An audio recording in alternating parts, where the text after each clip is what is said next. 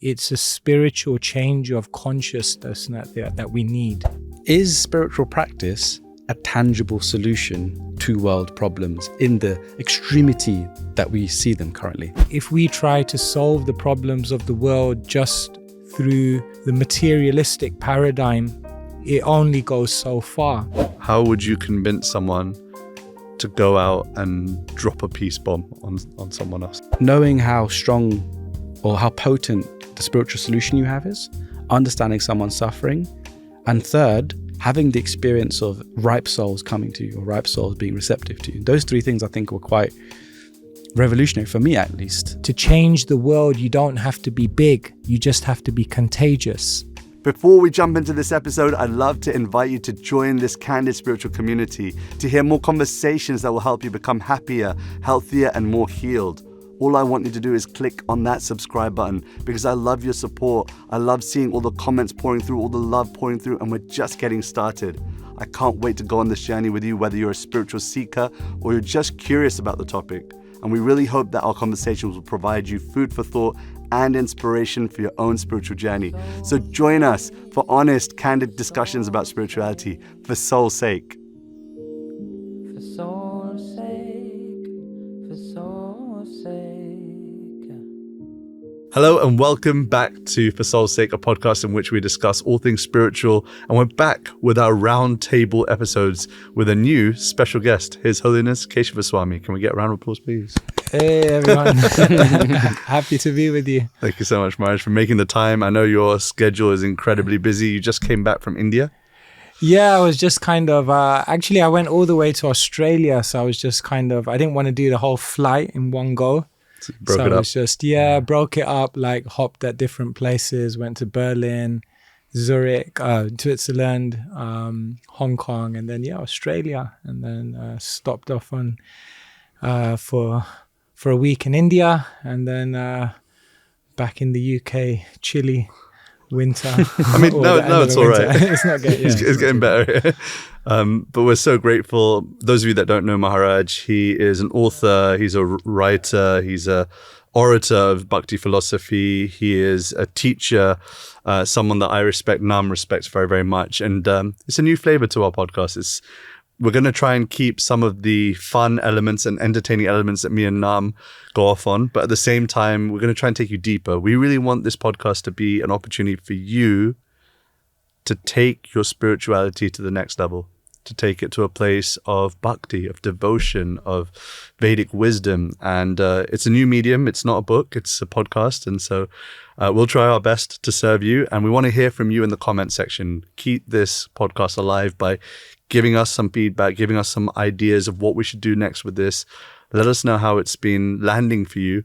And today, Nāma has chosen a very interesting topic from the Bhagavad Gita. Yeah. You want to give us a little context before I read the verse? This particular verse was labeled as the peace formula, which I always found to be very interesting. The formula for peace. I think everyone's looking for that in the world. We're in a very chaotic situation at the moment in the world, and there doesn't look like peace is coming around the corner. Yeah. But so to see something, what's the formula for peace? What really makes up the things that we need to put in place to actually achieve internal peace and perhaps, hopefully, world peace as well. So I thought this was a good verse to set the scene. Yeah, can peace be achieved by let's be honest, can peace be achieved by spirituality? Is that the kind of like angle you're looking at? Yeah, I mean, a lot of people see it as just escaping the challenge itself. Is there any tangible benefit? And hopefully, Maharaj, for this discussion, we can really understand from yourself, is spiritual practice a tangible solution to world problems in the extremity that we see them currently? We're not going to name countries here, but we're recording this on the 4th of March. And some interesting things have happened with some big countries, those of you that are watching the news. And so I think it's good timing for this. Definitely, yeah. I think it's such a topical issue and something that we kind of turn on the news every day, and it affects our emotional state, know. I remember as a kid just kind of turning the news on and seeing all this suffering, and my heart would just sink, So even if we're not in the war zone directly, it's affecting everyone, what to speak of the people who are in the middle of it. So yeah, definitely something we need to think about. Yeah. Let's see if we address it. It'll be interesting to see where we go. This is the verse. It's from chapter 5 of our favorite book, the Bhagavad Gita, verse number 29. The translation goes, "A person in full consciousness of me," this is Krishna speaking, "a person in full consciousness of me, knowing me to be the ultimate beneficiary of all sacrifices and austerities, the supreme lord of all planets and demigods, and the benefactor and well-wisher of all living entities, attains peace from the pangs of material miseries." So by knowing God, one can be peaceful. It's interesting, right? And I think the reason I took this verse and why it's called the peace formula is essentially what it's saying is if we raise our level of consciousness to that spiritual platform, to a level of God consciousness or Krishna consciousness as what is known in the Bhakti tradition, how can an elevation of consciousness result in external peace? And I think what a lot of spiritualists struggle with is, spiritual practitioners are often labeled as individuals who are escaping. They're escaping the real problems of the world. Spiritually bypassing. Spiritually bypassing is a big term at the moment. But also, Maharaj, I think what would be really interesting to hear from your perspective, you're someone who's done an extensive amount of internal work and are actively doing a lot of work out there, educating individuals on spiritual solutions to modern problems. We hear that slogan, a lot. Is it tangible? Is a raise in consciousness actually a tangible solution to the problems we see, the extreme problems we see? Let's look at the big problems of life, not just the breakups, the relationship issues, the loneliness, those kinds of things. Well, Einstein said you can't solve the problems of the world with the same type of thinking that created them in the first place. In other words, the world realizes that we need a fresh paradigm of how to look at life. It's interesting, I was talking about my travels, and in January we were in Davos at the World Economic Forum, and it's full of like conscious change makers, people who want to try and make the world a better place. And I was kind of walking around like this. Lots of eyes. Yeah, and it was amazing because people were just drawn and people wanted to know what spiritual principles can you give us, because we realize we need spiritual principles. Yeah. We realize that if we try to solve the problems of the world just through the materialistic paradigm, it only goes so far. So how does spirituality really bring about peace? Well, what I would say is that we could begin by asking ourselves, what are the problems in the world today? And if we take them back and try to understand what's the root cause of that, then we might get the idea of why spirituality is the key. So for example, if we say there are economic problems in the world, there's a rich-poor divide, people who don't have, even the basic necessities. And if we take that problem back to its root, then we'll find that the root of it is the greed which lies deep within the hearts of individuals. If we take environmental problems and say, why is there a problem in terms of how the earth is? And we get back to the root of it, it is because we depersonalize the environment and we see it as an object of our enjoyment. And that's causing. So I think when you begin to look at the problems of the world and then you get back to the root cause, then you understand it's a spiritual change of consciousness that we need. That's how I would approach it. Yeah. A change of consciousness, which requires a change in thinking, a change of exposure. And I think that what's interesting with this is that I don't think people really want to change. What's the impetus to change, right? You know why? Because I think people inherently are quite selfish. they'll only change if it's benefiting them. And a utilitarian view of let's improve society, let's create a peaceful utopic society where there's no conflict. What benefits? I'm not going to be able to live in my mansion because of that. If I sacrifice my enjoyment, I'm playing devil's advocate here clearly, but if I sacrifice my enjoyment, how is that going to benefit me at the end of the day? And I think that that's where it comes down to people not wanting to change and expand consciousness. And I guess if we're going to be problem solvers here and we're going to blue sky think about this, how do we create and manifest the opportunity for people to change their consciousness? I've got my view on it, but what do you think? Yeah, I think... Do you agree with that premise first and foremost? Yes. But in order to do that, one has to like move from a level of selfishness to selflessness and to understand that there is still something to gain in selflessness, right? I always feel that the current world, we function in a way which, if it's not serving me, then I'm not going to enjoy. But if it's serving me, I will gain some enjoyment. But in serving others, there's no real enjoyment in that. So why would I change myself to do such a thing? What do you think, Maharaj, about that? Because that's a critical point. Like when you look at a lot of news and you hear world leaders talk, they're always thinking about the GDP, me and mine, of their country. This is my country. This is the economic state. I'm going to help you because it financially benefits me.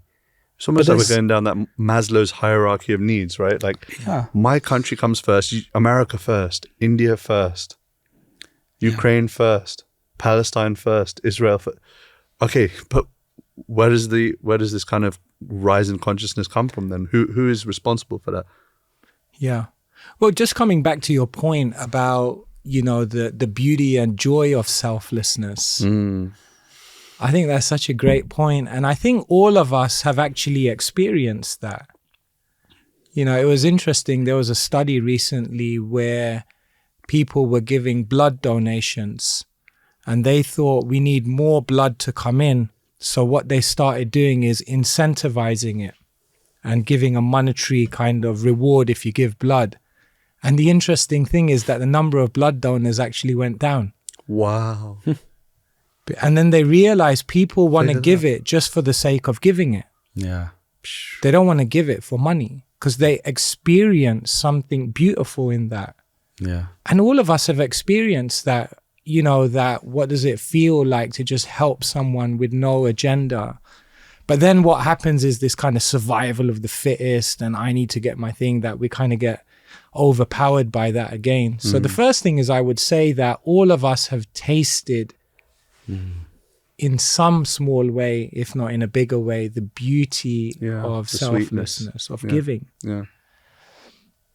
But then the second thing I would say, which is the interesting thing about this verse in the Gita, is that I think talking about selflessness works when you give people a bigger picture of life, meaning, purpose, why we're here, where this world came from. I think when we orientate our life understanding the bigger picture, then the idea of selflessness kind of begins to make more sense as well. And therefore, this whole education about the big questions of life and meaning and who we are and why this world exists, I think we can't circumvent those questions. And we need to somehow encourage people to think about that. Because if the narrative is, I'm in the world, one life, eat, drink, be merry, enjoy, and then see you later, alligator, then it's a little harder to talk about selflessness. Yeah. So, yeah. So then on that, I was just thinking, something came through my mind is, do you have to be at a certain level of spiritual experience or a certain level of practice to be receptive to the fact that there is joy to be gained in these things? Because I feel a lot of these spiritual topics are very subtle, and when you're kind of looking at a world leader who's just hardline thinking about his nation or her nation or the people and the economic state, etc., are they receptive to the subtleties of spiritual experience and joys to be found in selflessness and willing to really see the bigger picture? Because there needs to be a certain level of experience.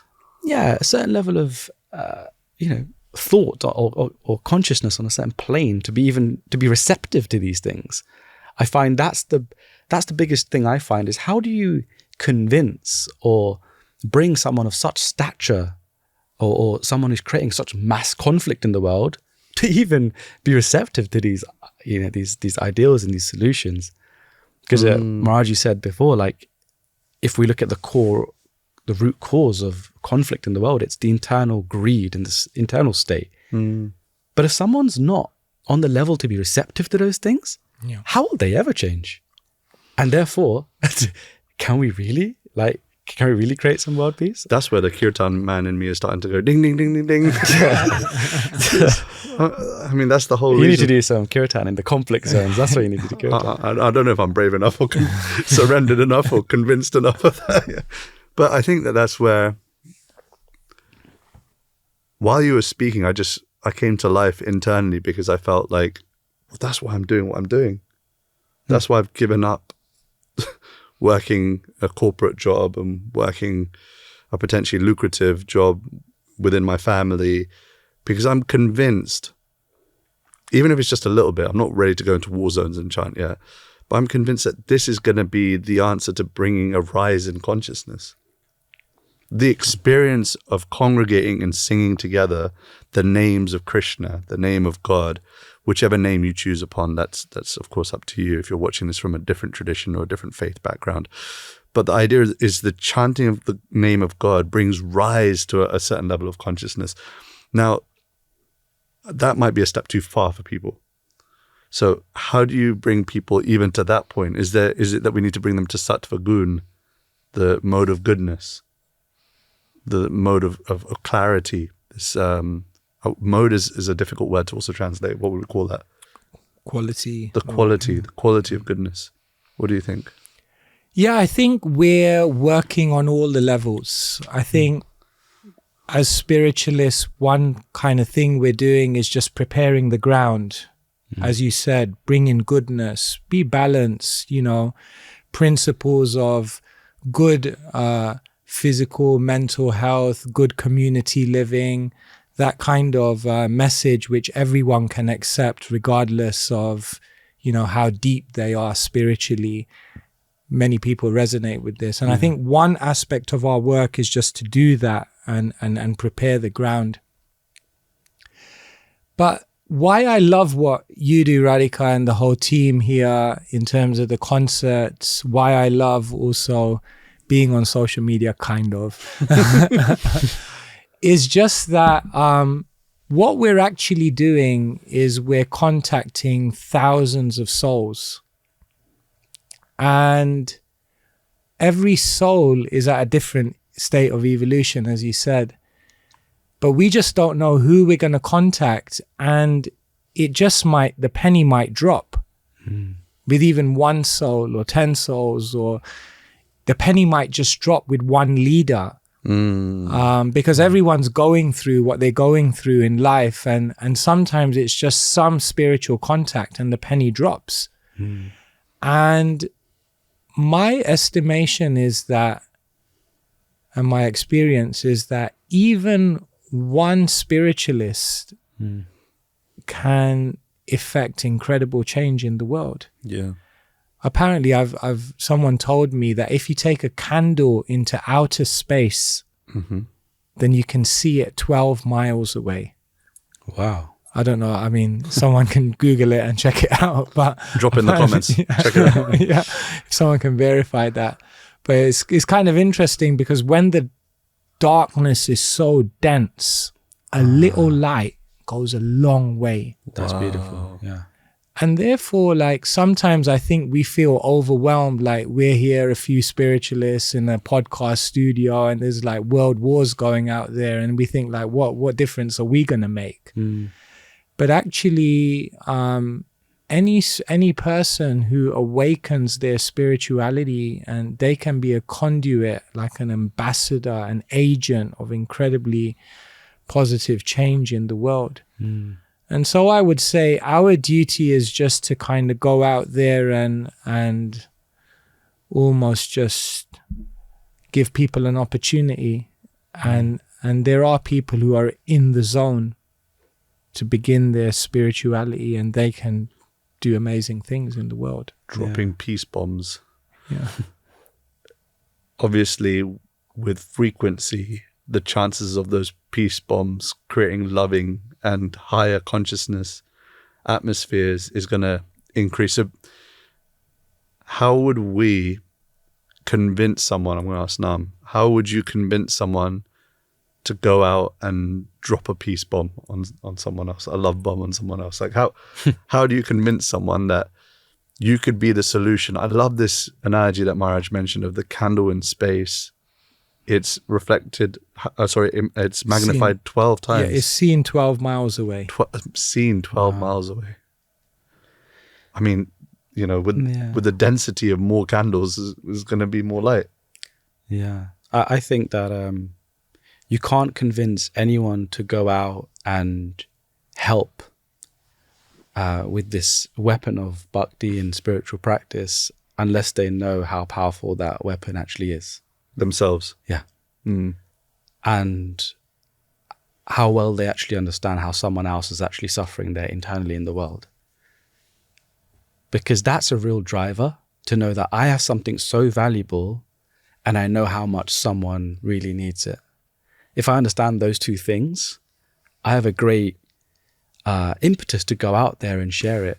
Maharaj, we spent many years together traveling Europe, the UK. You were both monks together. We were. I had the very great pleasure of 5 I'm years. missing out. I'm FOMOing over here. 5 years with Keshava Swami training me and learning the arts. And we traveled a lot. And I think through those times, the more I deepened my practice, and then the more I saw just how lost people were, I married the two. But do you know what was more inspiring for me? Was just going out there. And Maharaj, you said this you said, we just have to give people an opportunity. And if we just remain in that consciousness, I'm just trying to give an opportunity. I'm not trying to change anyone. I'm just trying to present an opportunity. When those ripe souls came and they were very receptive to what I was sharing, that inspired me a lot more, because I was like, people like that do exist. People are actually willing to change. And I kind of took it upon myself. I can't actually change anyone, but I can just present an opportunity the best I can, understanding you very well and trying to connect you with a spiritual practice, which I believe is extremely universal, even though it's seen as a very foreign thing. So I think those three things, I would say, knowing how strong or how potent the spiritual solution you have is, understanding someone's suffering, and third, having the experience of